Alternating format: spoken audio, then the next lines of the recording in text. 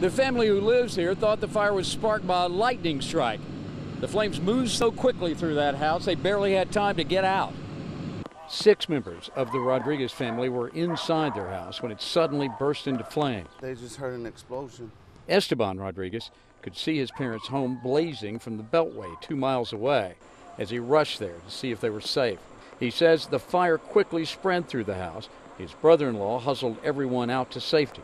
And when he came downstairs, everything was on fire, and he just started screaming, "Fire, fire!" And then he grabbed everybody, telling them, "Come on!" And the front window was shattered, already open, and he couldn't go nowhere else, so they jumped out of there. Esteban's brother-in-law, his wife, their 2 boys, and her parents all got out okay and managed to save Snickers, the family pet. They weren't the only ones who heard an explosion before the fire started. Neighbor Goodwin Osuji heard it too, then saw the blaze over his back fence. We had an explosion, like boom, something in the backyard, and I asked my family, what's that? They say it's a thunderstorm. And when I came back to the backyard and I saw a fire flame, I started calling 911. The Cy-Fair Volunteer Fire Department kept the fire from spreading, but the building was beyond saving.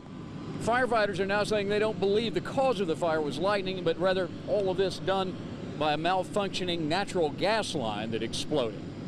In Northeast Houston, I'm Phil Archer, KPRC Channel 2 News.